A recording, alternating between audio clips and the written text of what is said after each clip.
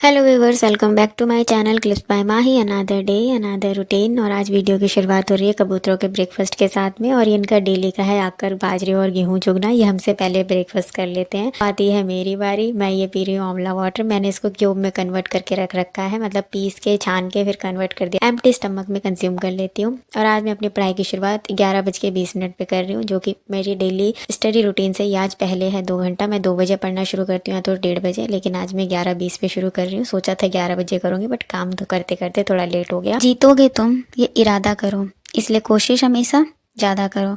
किस्मत किसी के बस में नहीं, इसलिए मेहनत पे अपना विश्वास रखो। अगर आप अपनी मेहनत ईमानदारी से कर रहे हो, कोई उसमें भूल चूक नहीं कर रहे हो, तो विश्वास करो आपको अपने आप कॉन्फिडेंस आएगा। और जब कॉन्फिडेंस आएगा तो पॉजिटिविटी आएगी, और जब पॉजिटिविटी आएगी तो अच्छी चीज़ें अपने आप ही होने लगेंगी। तो इसलिए हमेशा मेहनत करो, फिर मेहनत पे विश्वास करो, और जब मेहनत पे विश्वास करोगे तो अपने आप कॉन्फिडेंस आएगा। कॉन्फिडेंस आएगा तो पॉजिटिविटी आएगी। आप भी कभी ये चीज़ नोटिस करना कि जब आप हमेशा पढ़ाई कर रहे हो, पढ़ाई में बिजी हो, तो आपको नेगेटिव थॉट आते ही नहीं हैं। आपको हमेशा कुछ ना कुछ पॉजिटिव फील हो ही रहा होता है। लेकिन अगर आप पढ़ते नहीं हो ना, तो कॉन्फिडेंस नहीं आता। अगर आप 6 घंटा पढ़ने बैठे हो और आप 2 घंटा पढ़ रहे हो, 3 घंटा पढ़ रहे हो, तो आपका कॉन्फिडेंस अपने आप लूज़ होने लगा, क्योंकि आपने मेहनत सही से नहीं करी है।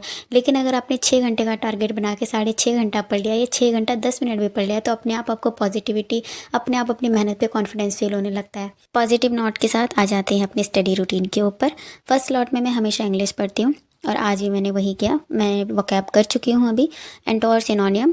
एंड अभी मैं पढ़ रही हूँ नरेशन का चैप्टर अपने नोट से, जो मैंने बनाए थे तरुण ग्रोवर सर से क्लास लेके, जो कि मुझे समझ में अभी नहीं आ रहे हैं, क्योंकि मैंने इस क्लास को बहुत पहले लिया था, जुलाई और अगस्त के टाइम पे। बट उसके बाद मैंने कभी इसको रिवाइज़ नहीं किया, ना ही मैंने कभी नरेशन के क्वेश्चंस लगाए। तो अब मैं कल दोबारा से सर के एक बार क्लास लूँगी, तो सारी चीज़ें रिकॉल होने लगेंगी। देन मैं इसके क्वेश्चंस लगाऊंगी।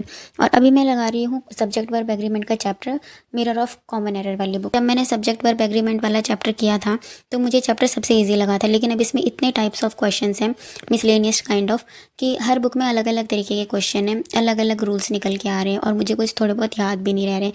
तो मैं नीतू मैम की बुक को तो लास्ट वीक कर चुकी थी। अभी मैं इस वाली बुक में भी इसका चैप्टर था, तो मैंने इसमें लगा के देखा, और सेम वही चीज़ हुई कि मुझे उसमें क्वेश्चन, मतलब रूल रिकॉल नहीं हो रहे हैं।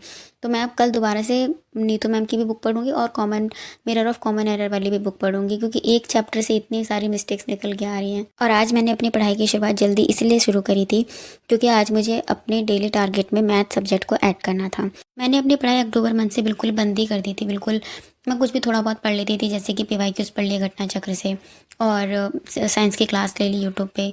उसके अलावा मैं कुछ भी नहीं पढ़ती थी, कोई टारगेट स्टडी नहीं थी, मन भी नहीं करता था पढ़ने का। लेकिन जनवरी मंथ से मैंने अपनी पढ़ाई को दोबारा से शुरू किया है। तो मैंने जब पढ़ना शुरू किया था 6 आवर स्टडी चैलेंज के साथ में, तो मैंने इंग्लिश में वोकैब प्लस ग्रामर उठाया था, और हिस्ट्री में BPSC की बुक प्लस लूसेंट उठाई थी। एंड अपने सब्जेक्ट ज्योग्राफी में मैं 100 क्वेश्चन करती थी डेली बेसिस पे। 6 आवर स्टडी मैं करती थी। लेकिन अब मैंने फिर जब मेरा जनवरी मंथ खत्म हुआ, तो मैंने करंट ऐड कर दिया, और लास्ट वीक मैंने बायोलॉजी ऐड कर दी है अपने सब्जेक्ट में, और आज से मैंने मैथ करना शुरू कर दिया है। और अब मेरे पास टोटल सब्जेक्ट हो गए हैं 6, जिसमें कि वोकैब एंड ग्रामर इंग्लिश की वैसे एज यूजुअल चलेगी, हिस्ट्री में मेरी PYQ प्लस लूसेंट चलेगी, ज्योग्राफी मेरे ओन सब्जेक्ट चलेंगे, करंट में रिवाइज करती रहूँगी, और बायो की मैं क्लास प्लस रिवाइज करूँगी। और मैथ तो आज जैसे स्टार्ट किया है, तो अभी वो कैसे जाएगा कुछ कह नहीं सकते, जो भी होगा मैं आपको अपडेट दूंगी। और आज मैंने मैथ में सिंपल इंटरेस्ट का चैप्टर कर लिया था। 20 क्वेश्चन कर रहे थे मैंने सर की क्लास को देखते हुए। सर की क्लास से मैंने 3 क्लासेस ले ली, और क्वेश्चन मैंने 20 कर लिए हैं, और उसको ही करने में मुझे 2 घंटे का टाइम लग गया। आफ्टर मैथ मैं ले रही हूँ बायोलॉजी की क्लास राधिका मैम से। और आज का जो मेरा टॉपिक था वो था सर्कुलेटरी सिस्टम। में से बहुतों को इस बात का कन्फ्यूज़न होगा कि हमारा हार्ट किस साइड में है, लेफ्ट साइड में है या राइट साइड में है। बट मुझे आज पता चला हमारा हार्ट ना तो लेफ्ट साइड में है, ना तो राइट साइड। हमारा हार्ट है सेंटर में। हमारा जो ब्रीदिंग रेट है अडल्ट पर्सन का, वो 16 to 18 है, यानी कि हम पर मिनट 16 से 18 बार सांस लेते हैं। एंड हमारी जो पल्स रेट है, पल्स रेट मतलब हमारी धड़कनें, हमारी heart beat 72 beats per minute है, यानी कि 72 बार धड़कती है 1 मिनट के अंदर हमारी और अलग अलग जीव में अलग अलग तरीके के हार्ट चैम्बर्स होते हैं। जैसे कि फिश के अंदर 2 चैम्बर्स ऑफ हार्ट होता है, एम्फीबियंस के अंदर 3 चैम्बर्ड ऑफ हार्ट होता है, क्रोकोडाइल को छोड़ के। क्रोकोडाइल, बर्ड्स एंड मैमल्स में ह्यूमन बींग भी आ जाते हैं, जिसमें कि 4 चैम्बर्ड ऑफ हार्ट होते हैं। लेकिन कॉकरोच के अंदर 13 चैम्बर्ड ऑफ आर्ट होते हैं सबसे ज़्यादा, और एग्ज़ाम में क्वेश्चन पूछा जाता है।